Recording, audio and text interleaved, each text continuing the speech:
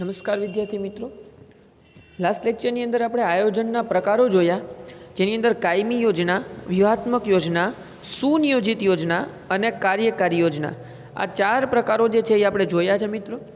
ત્યાર પછીના હવે બે પ્રકારો જે આવેલા છે એના વિશેની ચર્ચા આપણે આજે કરવાની છે, અને ત્યારબાદ આયોજનના જે ઘટકો છે એના વિશેની પણ ચર્ચા આપણે આજે કરવાની છે. તો પાંચમો ટોપિક છે આયોજનના પ્રકારની અંદર એક ઉપયોગી યોજના. વિશિષ્ટ હેતુઓની સિદ્ધિ માટે એક ઉપયોગી યોજના તૈયાર થાય છે. ખાસ પ્રવૃત્તિઓ માટે જ આ યોજના તૈયાર કરવામાં આવે છે. એટલે કે જે કાર્ય પ્રવૃત્તિઓનું પુનરાવર્તન થતું નથી તેવી પ્રવૃત્તિઓ માટે એક ઉપયોગી યોજના તૈયાર થાય છે. ફરી પાછું બોલું છું, કાર્ય પ્રવૃત્તિઓનું પુનરાવર્તન થતું નથી, જે કામ રિપીટેશનમાં નહીં આવે, એના માટે જે યોજના બનાવવામાં આવશે એને એક ઉપયોગી યોજના કીધી છે. દાખલા તરીકે વહાણ બાંધકામ, મકાન બાંધકામ, પેકેજિંગ, પ્રિન્ટિંગ વગેરે આ યોજના મહત્ત્વની છે. આ બધી વસ્તુની અંદર આ યોજના જે અપ્લાય કરી શકાશે. ત્યાર પછી જે છે છઠ્ઠો પ્રકાર એ છે આકસ્મિક યોજના. ધંધાકીય એકમે બદલાતી જતી પરિસ્થિતિની સાથે તાલ મેળવવો ખૂબ જ આવશ્યક છે. કેટલાક ચોક્કસ પરિબળો જેવા કે રાજકીય, આર્થિક, સામાજિક કે કુદરતી પરિબળોના કારણે ધંધાકીય પર્યાવરણમાં પણ ફેરફાર થાય છે. તેના કારણે અગાઉની યોજનામાં ફેરફાર કરવો પડે કે નવી યોજના ઘડવામાં આવે તેને આકસ્મિક યોજના કહે છે. હવે જો એકદમ શાંતિથી સમજવા જેવી વસ્તુ છે મિત્રો, ધંધાકીય એકમમાં બદલાતી જતી પરિસ્થિતિની સાથે તમારે એડજસ્ટ કરવું પડે. માર્કેટની અંદર કેટલા બધા પ્રકારના પરિવર્તનો આવતા હોય છે, તમે હું આપણે જોઈએ છીએ મિત્રો કે વારંવાર જે છે એ વસ્તુ નવી નવી અપડેટ થતી હોય છે, રોજ નવી નવી વસ્તુ લોન્ચ થતી જાય છે. આપણે ઉદાહરણ તરીકે જોઈએ તો મોબાઈલ ફોનની વાત કરીએ આપણે મિત્રો, કે અત્યારે તમે જે ફોન છે એ 20 કે 25 હજારની અંદર લીધો હોય, એ જ વસ્તુ જે છે એની અંદર 6 મહિના ખાલી જાય અથવા તો 6 મહિનાથી પણ ઓછો સમય જાય, ત્યાં બીજી કોઈ કંપની અથવા તો એ પોતે જે કંપનીનો તમે યુઝ કરો છો ફોન, એને કંપની એના કરતાં પણ વધારે સારા ફીચર્સ અને વધારે સારી સુવિધાવાળો ફોન જે છે એ લોન્ચ કરતી હોય છે, અને સેમ પ્રાઇસ અથવા તો એનાથી ઓછી પ્રાઇસમાં પણ ઘણીવાર જે છે એ માર્કેટમાં બીજી કોઈ કંપનીના ફોન લોન્ચ થતા હોય છે. તો આવી પરિસ્થિતિઓ જે છે એ વારંવાર બદલાતી જતી હોય તો એની સાથે એડજસ્ટ કરવું પડે છે. કેટલાક ચોક્કસ પરિબળો જેવા કે રાજકીય, આર્થિક, સામાજિક કે કુદરતી પરિબળોના કારણે ધંધાકીય પર્યાવરણમાં ફેરફાર થાય છે. બિઝનેસ એન્વાયરમેન્ટ, આપણે પર્યાવરણને માત્ર પ્રાકૃતિક બાબતોની સાથે જ કમ્પેર કરીએ છીએ મિત્રો, કે ભાઈ ચલો વૃક્ષો છે, જંગલો છે, ઝરણા છે, નદીઓ છે, જે કંઈ કુદરતી સંપદાઓ છે એને આપણે પર્યાવરણ સાથે જોડીએ, બટ એ વસ્તુ યોગ્ય નથી. પર્યાવરણનો એટલો નાનો અર્થ ના હોઈ શકે. પર્યાવરણનો સામાન્ય અર્થ એવો થાય કે આપણી આસપાસ રહેલ કુદરતી અને માનવ સર્જિત આવરણ એટલે પર્યાવરણ. તો આપણી આસપાસ જે કાંઈ કુદરતી અને માનવ સર્જિત બંને વસ્તુ છે એ આપણા માટે પર્યાવરણ બને છે. તો અહીં તમને શું કીધું કે કોઈ ચોક્કસ પરિબળો, કેવા પરિબળો? તો કે રાજકીય પરિબળમાં શું આવે? તો કે ભાઈ ગવર્મેન્ટના રૂલ્સ રેગ્યુલેશન્સ, બરાબર છે, ટર્મ્સ એન્ડ કન્ડિશન્સ. પછી તો કે આર્થિક, ઇકોનોમિકલી કોઈ સ્થિતિ જે છે એવી થાય. સામાજિક રીતે કોઈ જે છે ઉલડ ઉપડવું કે કોઈ દંગા ફસાદ થવું કે કોમવાદ ઉપડવો કે આવા કોઈ કારણો પણ હોઈ શકે. અને ફોર્થ વન જે છે એ કુદરતી પરિબળ, કે ભાઈ કુદરતી કોઈ આપત્તિ આવી. તો આવા કોઈ પરિવર્તનોના કારણે બિઝનેસ ઉપર, ધંધા ઉપર જે છે એ બહુ મોટો અસર, મોટી ફેરફાર જે છે એ થતો જોવા મળતો હોય છે. તો એના કારણે અગાઉ જે યોજના જે છે આપણે ઘડેલી એમાં શું કરવું પડશે ભાઈ? ફેરફાર કરવો પડે, અને નવી યોજના ઘડવામાં આવે એના માટે સ્પેશિયલી, બરાબર. બાકી અગાઉ જે યોજના ઘડી એ અયોગ્ય હતી અથવા તો ખોટી હતી એવું નહોતું, એ પણ યોગ્ય હતી. પણ અત્યારની પરિસ્થિતિ એવી થઈ, આ જે બતાવેલા 4 કારણો છે એ સિવાયના પણ કોઈ એવા અગત્યના કારણો હોઈ શકે કે જેના કારણે તમારે તમારી યોજનામાં ફેરફાર કરવો પડે અને ફરી પાછી એકવાર નવી યોજના જે છે એનું ઘડતર કરવું પડે આકસ્મિક રીતે. એટલા માટે અહીંયા આ પ્રકારને આકસ્મિક યોજના એવું નામ આપવામાં આવેલું છે મિત્રો. ત્યાર પછીનો ટોપિક છે આપણો લાસ્ટ ટોપિક છે ચેપ્ટરનો, આયોજનના ઘટકો. ચલો એની વાત કરીએ આયોજનના ઘટકોની. તો આયોજન એક બૌદ્ધિક પ્રક્રિયા છે. તે તૈયાર કરતી વખતે ઘણી બધી નાની નાની યોજનાઓ, કાર્યક્રમો નક્કી કરી અને આયોજન કરવામાં આવે છે. તેને આયોજનના ઘટકો કહેવામાં આવે છે. ચલો આ બધા જ આપણે શું કહેશું મિત્રો? આયોજનના ઘટકો. એની સાથે જોડાયેલી, સંકળાયેલી નાની નાની બાબતો. દાખલા તરીકે ધંધાકીય એકમનું અંદાજપત્ર બનાવવું હોય તો સર્વપ્રથમ દરેક વિભાગના અંદાજપત્ર બનાવવા પડે. ઓકે, આખા યુનિટનું તમારે બજેટ તૈયાર કરવું છે, તો એની અંદર જેટલા સબ ડિપાર્ટમેન્ટ છે એ પહેલાં બધાએ પોતપોતાનું બજેટ તૈયાર કરી અને તમને આપે, એના વિભાગીય અધિકારીને આપે, અને પછી એનું ઓલ ઓવર બજેટ જે બનાવવામાં આવે એ ઉચ્ચ સપાટીએ રજૂ કરવાનું હોય. તો તમારે ઉચ્ચ સપાટીએ બજેટ રજૂ કરવું હોય આખા યુનિટનું, તો તમારે કમ્પલસરી પહેલાં સબ ડિપાર્ટમેન્ટ્સ જે છે એના અંદરના ભાગો, જે વિભાગો છે નાના નાના, એ લોકો પાસેથી એના અંદાજપત્ર મંગાવવા પડશે. પછી બધાને કમ્પેર કરી, કમ્બાઇન્ડ કરી અને એનું એક તારણ કાઢીને આખું અંદાજપત્ર તૈયાર કરી અને રજૂ કરવું પડશે. તો આ રીતના ત્યારબાદ તેના ઉપર ચર્ચા વિચારણા કરી એકમનું સર્વોચ્ચ અંદાજપત્ર બનાવી શકાય. સમજાણું મિત્રો કે દરેક વિભાગના બજેટ છે એ તૈયાર થઈને આવી જાય, પછીનું ઓલ ઓવર બજેટ જે છે એ કમ્બાઇન્ડ બજેટ બનાવવાનું રહે. પછી આપણે વાત કરીએ એના હેતુઓ. પેલું જે છે એ છે આયોજનના ઘટક તરીકે હેતુઓ. ધ્યેય નક્કી કરવું અને તેના ઉપર તેને પાર પાડવું તે ધંધાકીય એકમનો મુખ્ય હેતુ છે. આયોજનના ઘટક તરીકે તમને કીધું ને કે આ એક બૌદ્ધિક પ્રક્રિયા છે, તેને તૈયાર કરતા, આયોજનને તમે જ્યારે તૈયાર કરતા હોય ત્યારે એની અંદરની નાની નાની બીજી બાબતોને જોવી પડે. તો કઈ બાબતોને જોશું? તો વહેલા તો છે ને હેતુને જોશું. જ્યારે તમારું હેતુ, તમારો ધ્યેય, તમારો ગોલ તમે નક્કી કરો છો, તમારો ટાર્ગેટ તમે ફિક્સ કરો છો, તો એને પાર પાડવું એ સૌથી મોટો તમારો હેતુ છે. કે તમે નક્કી કરેલી જે બાબત છે એને તમે નિર્વિઘ્ને સંપન્ન કરી શકો, એ બાબતને તમે જે છે અચીવ કરી શકો, તમારા ટાર્ગેટને. એ તમારો મુખ્ય હેતુ હોવો જોઈએ. તે નક્કી કરતી વખતે એકમને અસર કરતા દરેક પરિબળો ધ્યાનમાં લેવા પડે. ધ્યેય સિદ્ધિ કરી શકાય તેવા વાસ્તવિક હોવા જોઈએ.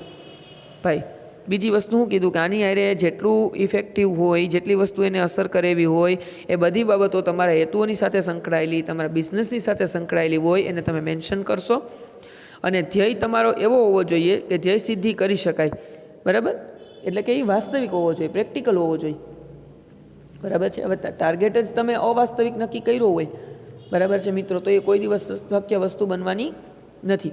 બરાબર? જે વસ્તુ અશક્ય છે એને તમે, ઉદાહરણ તરીકે આપણે વાત કરીએ કે જે મેન્યુફેક્ચરિંગ તમે આખા વર્ષ દરમિયાન કરો છો, બરાબર, જેટલું મેન્યુફેક્ચરિંગ ટોટલ અથવા જેટલું પ્રોડક્શન તમે ટોટલ કરો છો યરલી, એને તમે એવું મેન્શન કરો કે હું 2 મહિનામાં કરીને બતાવીશ, તો આ અવાસ્તવિક થયું કહેવાય. હા, જો તમે એવું કરવા માગતા હોય તો તમારે તમારી કંપનીની અંદર, ફેક્ટરીની અંદર મશીનરીઓ, માણસો, જગ્યા બધું જ જે છે એ વધારવું પડે. તો તમારું યુનિટ આખું મોટું થઈ જાય તો એ વસ્તુ શક્ય છે. પણ સેમ કન્ડિશનની અંદર તમે કહેતા હોય કે હું 1 વર્ષનું કાર્ય 2 મહિનામાં કરી દઉં, તો એ થાય નહીં. અને જો કદાચ થાય તો પણ એ ક્ષતિયુક્ત, ખામીયુક્ત જે છે એ કામ થાય. એટલે કહેવાની મતલબ એ છે કે તમારા ધ્યેયને તમે વાસ્તવિક રાખો, જે હકીકતની અંદર જેને સ્વીકારી શકાય, જેને ટાર્ગેટને અચીવ કરી શકાય એવા જ હેતુઓ નક્કી કરો. બીજું છે વ્યૂહરચના. આયોજનમાં નક્કી કરેલા ઉદ્દેશ્યોને પાર પાડવા ઉપયોગમાં લેવામાં આવતી યુક્તિ એટલે વ્યૂહરચના. આયોજનમાં નક્કી કરેલો તમારો જે હેતુ છે એને પૂરો કરવા માટે જે પ્રયુક્તિ, જે પદ્ધતિ તમે અપનાવો એ વ્યૂહરચના છે. તેનાથી એકમ બજારમાં હરીફોની સામે કે અસર કરતા અન્ય પરિબળોની સામે ટકી શકે છે. વ્યૂહરચના ઉપયોગ લશ્કર અને રમતગમત જેવા ક્ષેત્રમાં મોટા પ્રમાણમાં કરવામાં આવે છે. મિત્રો, આ વ્યૂહરચનાનો ઉપયોગ લશ્કરની અંદર, આર્મીમાં અને રમતગમત જેવી ક્ષેત્રોમાં પણ ઉપયોગી છે. વ્યૂહરચનાના હરીફોથી ગુપ્ત રહે તે પણ જરૂરી છે. તમારી વ્યૂહરચના, તમારું આયોજન જે છે એ બીજા કોઈ જાણી ન જાય. તમે શું કરવાના છો, કેવી રીતના કરવાના છો, એ બીજાથી જે છે એ છુપાવીને રાખવાનું છે. બરાબર? જો કોમ્પિટિશન્સ આપણે જોઈએ ઘણી બધી જગ્યાએ, તો કેટલું બધું ટોપ સિક્રેટ હોય છે એની અંદર, કે એકબીજાના કોમ્પિટિટર હોવાના કારણે પોતાની વ્યૂહરચના, પોતાની જે આયોજન છે એ બીજાને ખબર નથી પડવા દેતા. તો અહીંયા એની ગુપ્તતા પણ મહત્ત્વની રહેશે. યોગ્ય વ્યૂહરચનાને કારણે એકમને મહત્તમ સફળતાની ખાતરી મળે છે. જો તમારી ગોઠવણી યોગ્ય હોય તો તમને સારામાં સારી, વધુમાં વધુ અને ઝડપથી સફળતા મળશે, એ બાબત ફિક્સ છે. બરાબર? તો વ્યૂહરચના પણ ઇમ્પોર્ટન્ટ છે. ત્યાર પછી વાત કરીએ નીતિની. આયોજનમાં નક્કી કરેલા ધ્યેયને પાર પાડવા સંચાલકો જે નિર્ણય અને વ્યૂહરચના નક્કી કરે તેને નીતિ કહે છે. તમારા ટાર્ગેટ્સને ફૂલફિલ કરવા માટે, તમારા ટાર્ગેટ્સને પાર પાડવા માટે ઉચ્ચ સપાટીએ બેઠેલા જે સંચાલકો છે, આયોજનમાં નક્કી કરેલા ધ્યેય જે હોય એને પાર પાડવા માટે સંચાલકો નિર્ણય લે છે, ડિસિઝન જે લે છે એ, અને એની વ્યૂહરચના જે નક્કી કરે છે તે, એને નીતિ કહેવામાં આવે છે. નીતિ એકમની એક છાપ ઊભી કરે છે, એકમની કુશળતા અને કાર્ય પદ્ધતિનો પરિચય આપે છે. ધ્યેયની માફક નીતિ પણ વ્યવહારુ અને વાસ્તવિક હોવી જોઈએ. આ નીતિ પણ તમારી જેમ તમારા ધ્યેય તમે વાસ્તવિક અને વ્યવહારુ રાખો, પ્રેક્ટિકલ અને જે છે એ યોગ્ય રાખો, નક્કી કરો કે જેને આપણે ફૂલફિલ કરી શકીએ. બરાબર, હકીકતમાં જે વસ્તુ છે એને સ્વીકારીને ચાલો. એ જ રીતના નીતિમાં પણ એવું જ રાખવું પડશે. તમારે વાસ્તવિક અને વ્યવહારુ નીતિનું ઘડતર કરવું પડે. દાખલા તરીકે શાક પર માલનું વેચાણ કરવાની નીતિ. ભાઈ ઘણા બધા બિઝનેસ એવા છે મિત્રો કે એની અંદર જે છે શાક પણ વેચાણ જે છે વધુ થતું હોય, એની અંદર રોકડેથી વ્યવહાર જે છે ઓછો થતો હોય. ખાસ કરીને વાત કરીએ કે હોલસેલર જે વ્યક્તિ હોય અથવા જે ડિસ્ટ્રીબ્યુટર હોય એને ઓન કેશ ઓન પેમેન્ટ, તરત ને તરત કેશ ઓન ડિલિવરી ના હોય એના પેમેન્ટ, બરાબર છે. એને ફરજિયાત શાક ઉપર વેચાણ કરવું પડતું હોય છે. તો આ રીતના જે છે એ તમારી નીતિ એવી નક્કી કરો કે જે વાસ્તવિક હોય, વ્યવહારુ હોય. ત્યાર પછીનો ટોપિક છે પદ્ધતિ અથવા તો વિધિ. પદ્ધતિ એ એકમનો કાર્યક્રમ પાર પાડવાની વ્યવસ્થા દર્શાવે છે. તમે જે નક્કી કરેલો કાર્યક્રમ છે એને તમે કઈ પદ્ધતિ વડે જે છે એ ચલાવવાના છો, એને રન કરવાના છો. વ્યૂહરચના એકમના હરીફોની સામે ટકી રહેવાની વ્યવસ્થા દર્શાવે છે. નીતિ એ ઉદ્દેશ્યોને કઈ રીતે પાર પાડી શકાય તેની માહિતી પૂરી પાડે છે, જ્યારે વિધિ નક્કી કરેલ ઉદ્દેશ્યોને કઈ રીતે પાર પાડવાનો માર્ગ બતાવે છે. જો શું કીધું અહીં બેનો ડિફરન્સ સમજાવ્યો. તમારું જે નીતિ ઘડતર છે એ તમારા ઉદ્દેશ્યને કઈ રીતે પાર પાડી શકાય તેની માહિતી આપે કે તમારા ટાર્ગેટને તમે કઈ રીતે મેળવી શકો. જ્યારે વિધિ જે છે, પદ્ધતિ જે છે એ નક્કી કરેલા ઉદ્દેશ્યને કઈ રીતે પાર પાડવા તેનો માર્ગ બતાવે, એટલે એ તમને રસ્તો બતાવે. બરાબર, ટાઈપ ઓફ વે, તમે કયા રસ્તે ચાલશો તો તમારો ટાર્ગેટ પૂરો થશે. અને ઓલું નીતિ જે છે એ તમારા ઉદ્દેશ્યને કઈ રીતે પાડી શકાય એના માટે ઇન્ફોર્મેશન આપે છે. અને આ તમને માર્ગ બતાવે છે, પદ્ધતિ રસ્તો બતાવે છે. દાખલા તરીકે એકમ ત્રિમાસિક વેચાણના આંકડા, કોઈ એકમના ત્રિમાસિક વેચાણના આંકડા મેળવી અને વાર્ષિક વેચાણના ધ્યેયને પાર પાડવા પ્રયત્ન કરે છે. આમ કરવાથી સફળતાની શક્યતા વધી જાય છે. ટૂંકમાં વિધિ એટલે અમુક પ્રવૃત્તિઓ કેવી રીતે કરવી તે માટેની રીત. ઓકે, વિધિ છે ને એ રીત છે, પદ્ધતિ છે એ રીત છે, તમારે કઈ રીતે કામ કરવું. જ્યારે નીતિ છે એ તમને કઈ રીતે કામ કરવું એના માટેના ડેટા પૂરા પાડે છે, માહિતી પૂરી પાડે છે, પણ એ રીત નથી, પદ્ધતિ નથી. બરાબર છે, આ રીતે ચાલો એવું એ નથી કહેતા. આ રીતની માહિતી છે, હવે આને તમારે કઈ રીતે કરવું પૂરું એ તમે વિચારો એવું કહે છે. ત્યાર પછી આવે છે નિયમો. આયોજનમાં નક્કી કરેલા કાર્યક્રમને પાર પાડવા નિયમ જરૂરી છે. તમારા પ્લાનિંગની અંદર જે કાંઈ તમારો કાર્યક્રમ છે એ બધી વસ્તુને પાર પાડવા માટે એની અંદર નિયમો, રૂલ્સ હોવા જોઈએ. નિયમો વિધિ નિશ્ચિત કરે છે. નિયમો દ્વારા શું નક્કી થાય? વિધિ, રીત. સ્પષ્ટ એની સમજ આપે છે. તેનાથી કર્મચારીઓ શિસ્તની સ્થાપના થાય છે, કર્મચારીઓ બધા ડિસિપ્લિનમાં રહેશે તથા ધ્યેય સિદ્ધિ અને નિરીક્ષણનું કાર્ય સરળ બને છે. ધ્યેય સિદ્ધિ પણ સરળ બને અને નિરીક્ષણનું એટલે કે અંકુશનું કાર્ય પણ સરળ બને. દાખલા તરીકે કામના કલાકો દરમિયાન કામદારોએ મોબાઈલ ફોનનો ઉપયોગ કરવો નહીં, એકમમાં ધૂમ્રપાન કરવું નહીં. આ નિયમ છે. તો આ નિયમ જે છે એ ઓમ જોવા જાવ તો એ પદ્ધતિ નથી, પણ પદ્ધતિને અનુસરવામાં હેલ્પફુલ છે. તમારું કામ વ્યવસ્થિત રીતે ચાલે એના માટે એ મદદગાર છે. ત્યાર પછી વાત કરીએ અંદાજપત્રની. એકમના નક્કી કરેલા ધ્યેયને પૂર્ણ કરવા માટે અંકુશના માધ્યમ તરીકે અંદાજપત્રનો ઉપયોગ થાય છે. તમારા એકમના, તમારા યુનિટના જે ધ્યેય છે, હેતુ છે, એને પૂર્ણ કરવા માટે અંકુશના માધ્યમ દ્વારા, અંકુશ દ્વારા જે બજેટ જે છે એનો ઉપયોગ થાય છે. બરાબર, નિયંત્રણ છે એક, એટલે જેથી કરીને કોઈ પણ વસ્તુનો વ્યય, સમયનો કે નાણાંનો વ્યય ન થાય. વિવિધ પ્રકારના અંદાજપત્રો જેવા કે મૂડી ખર્ચ અંદાજપત્ર, ઉત્પાદન અંદાજપત્ર, ઉત્પાદન ખર્ચ અંદાજપત્ર, વેચાણ અંદાજપત્ર અને રોકડ અંદાજપત્ર વગેરે તૈયાર કરવામાં આવે છે. અંદાજપત્ર એકમની પ્રક્રિયા ઉપર અંકુશ રાખે છે અને સંચાલનના કાર્યક્ષમ બનાવે છે. એડવાન્સમાં જ બજેટ આપી દીધું છે કે ભાઈ આની અંદર રહીને જ કામ કરવાનું છે, એટલે પૈસા વધી જવાની, ઘટી જવાની, નુકસાન થવાની સંભાવનાઓ ઘટી જાય છે. પછી છે કાર્યક્રમ. ધંધાકીય એકમમાં કરવાના થતા કાર્યને જે ક્રમ આપવામાં આવે છે તેને કાર્યક્રમ કહેવામાં આવે છે. કાર્યક્રમ એટલે બીજું કંઈ નહીં, તમારે જેટલા કામ કરવાના છે બિઝનેસની અંદર એને 1 by 1 તમે નંબરિંગ આપી દો. બરાબર, એટલે તમારે કરવાના કાર્યનો ક્રમ નક્કી થઈ ગયો એટલે કાર્યક્રમ. બરાબર, કે ભાઈ ચલો રો મટીરિયલ છે એમાં વસ્તુ પહેલાં આવી એટલે એ પ્રોડક્શન ડિપાર્ટમેન્ટમાં જાય, પ્રોડક્શનમાંથી પેકિંગમાં જાય, પેકિંગમાંથી સેલિંગમાં જાય. બરાબર, આ એક આખી એનો કાર્યક્રમ થઈ ગયો મિત્રો. બરાબર, કે પ્રોડક્ટ ક્યાંથી ક્યાં સુધી રન કરશે અને ત્યાંથી પછી સીધી કોની પાસે જાય તો કે ભાઈ હોલસેલર પાસે, ત્યાંથી રિટેલર અને રિટેલરથી કસ્ટમર. આ રીતના જો કાર્યક્રમ મુજબ કામકાજ થાય તો ધ્યેય સિદ્ધિના પ્રશ્નો ઊભા થતા નથી.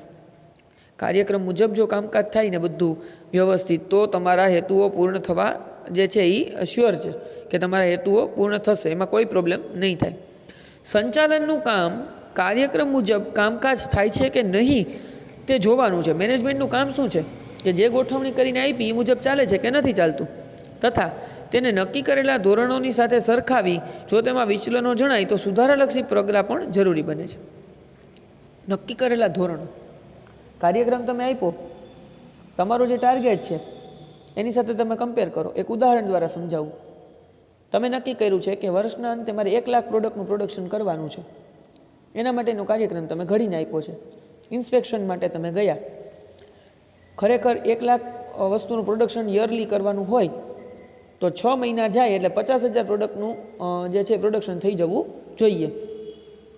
6ઠા મહિનાના અંત ભાગમાં તમે ઇન્સ્પેક્શન માટે ગયા યુનિટમાં અને તમે જોયું કે કેટલું પ્રોડક્શન થયું છે, તો તમને ખબર પડી કે 30,000 યુનિટનું જ પ્રોડક્શન થયું છે. એનો મિનિંગ એવો થયો કે 50,000 યુનિટનું થવું જોઈએ, 30,000નું થયું છે, 20,000 યુનિટનું પ્રોડક્શન ઘટ્યું. તમારા સ્થાપિત કરેલા ધોરણોની સાથે સરખામણી કરી તો જે થવું જોઈએ એમ કામ થયું નથી. મિનિંગ એનો એ થયો કે ક્યાંક ભૂલ છે, ક્યાંક ક્ષતિ છે. જો આ મુજબ જ બીજા વર્ષમાં ચાલે તો આપણે જે 1 લાખ વસ્તુ જોઈએ છે એની જગ્યાએ 60,000 બને. ઓકે, એટલે 40,000 વસ્તુનો ગેપ પડી જાય. તો એ તમારે થવા દેવું નથી. એટલા માટે તમે સ્થાપિત થયેલા ધોરણોની સાથે વર્તમાન પરિસ્થિતિનું કમ્પેરિઝન કર્યું, પછી તમે જાણ્યું કે આવું શું કામ થયું છે, કયા કારણોસર નથી થતું કામ. તો કે ભાઈ ઘણા બધા કારણો હોઈ શકે. કર્મચારી ઘટે છે, કર્મચારી બરાબર કામ નથી કરતા, મશીનરીઓ જે છે એ બરાબર રન નથી કરતી, વારંવાર મશીનરી બગડી જાય છે, કાચા માલની અછત છે, વોટેવર. પણ જે કાંઈ રીઝન છે એ તમે જાણો અને એને સોલ્વ કરવાનો પ્રયત્ન કરો તો એના સુધારાલક્ષી પગલાં પણ જરૂરી બને છે, જેથી કરીને તમારા ટાર્ગેટને સમયસર પૂરો કરી શકાય. મિત્રો, તો અહીંયા જે છે એ ચેપ્ટર આપણું આખું કમ્પ્લીટ થાય છે મિત્રો, આયોજનવાળું. લાસ્ટની અંદર જે ઉપર બતાવેલા જે છે આ પ્રકરણમાં તમે શું શીખ્યા એમાં મિત્રો એમાં શોર્ટ ફોર્મ આપ્યું છે, ખાસ કરીને વાંચવું, જેથી કરીને એ વાંચવામાં સરળ પણ છે, ઝડપી પણ છે અને યાદ રાખવામાં પણ તમને એ સરળ રહેશે. આનું સ્વાધ્યાય જે છે મિત્રો એ ફેરબુકની અંદર ઉતારવાનું છે સારા અક્ષરે. જેટલા સિલેબસની અંદર પ્રશ્નો છે એ બધાએ આપણે આવરી લેવાના છે. આપણે આ ચેપ્ટરમાંથી કંઈ ડિડક્ટ થયું નથી, માત્ર આખું ચેપ્ટર આપણે જે છે આખું કમ્પ્લીટ કરવાનું છે. તો એના સ્વાધ્યાયના પ્રશ્નો ફેરબુકની અંદર જેટલા છે MCQથી માંડીને બધું જ કમ્પ્લીટ કરજો, જે આપણે જ્યારે સ્કૂલ ઓપન થશે ત્યારે તમારે ચેક કરાવવાનું થશે. હવે પછીનો નેક્સ્ટ લેક્ચરની અંદર આપણે જે છે એ નવો પોર્શન જે છે એ આપણો સ્ટાર્ટ કરીશું.